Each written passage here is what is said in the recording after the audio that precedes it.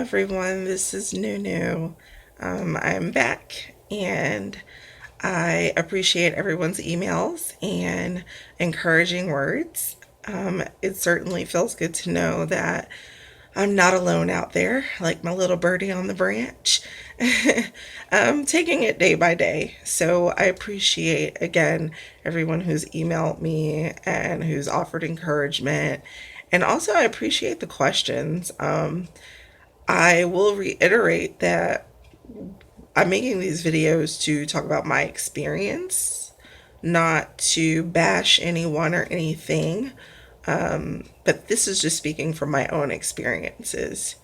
And in this video, I had wanted to discuss targeting, and I know I mentioned it briefly in the last video. In the beginning of our indoctrinal days into the Jehovah's Witness organization, my mother was a single mother. She had several kids and she was very young. We did not live in, a really good neighborhood. I was brought up kind of in an impoverished area, and I remember walking to school and seeing crime scene tape wrapped around buildings and things like that. So that sort of gives you an idea of what it was like. And my mother, she was a free spirit of her own accord. I mean, she dated a lot, and I remember our religion changing with each boyfriend she had.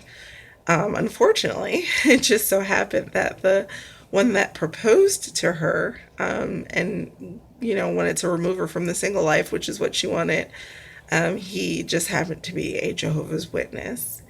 And with a lot of cults, there's certain people that they look for to get into the cult. And there's usually people who are struggling, lonely, having a hard time in life, perhaps someone who's just lost a loved one to death, and they're trying to seek answers. In our case, my mother, she was a single woman, young, with several kids, not just one. There's me, and I have some siblings. So you can imagine it was really hard for her and all of us. And I remember my mother talking about meeting a guy and how he was this great guy and he was going to come in riding on the white horse and swoop us up and move us to some place beautiful and with trees and out of the ghetto basically. And I was nervous and scared because I had not met this guy, but my mom, she went to visit him a few times, and I remember only meeting him once. And I have a pretty good memory about my childhood in certain parts before the trauma started. I was about 9 years old, and I had my younger siblings with me. And mom came in with this man and introduced him as her fiance. So you can imagine my shock. Like, oh wow, they're getting married. And my first thought was, oh, is mom pregnant? But she wasn't. And it was exciting to move out of that area, to move into a house. Like, it was like something I'd seen on television at that age, to be able to have a house and a yard and grass. And wow, it was just amazing. It was crazy, unbelievable. And I remember them getting married. But I also remember when we first started going to the Kingdom Hall with this guy, no one would talk to him. And I remember us sitting in the back. And I remember after the meetings, he would encourage my mom to talk to the elders of the congregation and mingle with the other parishioners in the Kingdom Hall. And it was just, he just heavily encouraged it. He was like, I remember him talking to me saying, go meet friends, go make friends. And, it seemed innocent enough, but I couldn't understand why he wasn't talking to anyone, why no one would talk to him. Here he is, this newly married guy, and he should be able to, show his new family off. He just got married. It's an exciting thing. But there was no one congratulating him. People talked to my mother and I remember going home asking after the meetings, why is it that no one would talk to him, and why couldn't he talk to anybody in the Kingdom Hall? And it was explained to me that at the time he was being what they call disfellowshipped. Disfellowshipped, some people call it deleted, some people call it shunning. It's when a person has committed a sin according to the church, and the church finds them unrepentant, and they are punished in this way where they can't talk to their friends. The people in the Kingdom Hall can't talk to you. The only people that they can talk to are the elders and some family members, like if they lived with the family members. But he didn't live with any family members. It was just us. It was me, my mom, him, and my siblings. And so I never really understood that whole shunning thing. They try to explain it to me, but I think I got too much of a graphic account where I remember asking, just constantly asking, well, why? What happened? What did you do? And remember, I'm 9 years old.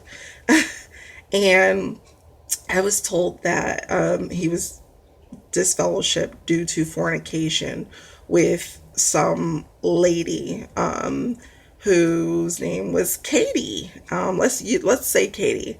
I'm making up this name because I don't want to use any real names, but I never met this Katie. I remember, going to the Kingdom Hall looking for this Katie person, and she was never there. And I couldn't understand it. I was like, okay, so they were both Jehovah's Witnesses. They both committed this fornication. They slept together out of marriage, out of wedlock, which is one of the biggest no-nos in with the Jehovah's Witness and their rules. A lot of people I've known throughout my life have been disfellowshipped because of that. And I remember looking for this Katie person, and nothing clicked. It just didn't make sense at that point. It wasn't until I got older that I remember, let me make up a name, a Kevin. There wasn't a Katie, there was a Kevin. And I remember Kevin being disfellowshipped, and I remember Kevin sort of being a bit distant and aloof. I don't remember seeing him again after a few meetings when our family at first started going to my mother's husband's Kingdom Hall, and he just disappeared. Now, I learned later on, much later on, that my family was specifically targeted because my mother was young, single, and she had children. Another sin that is big in the Jehovah's Witness religion is homosexuality.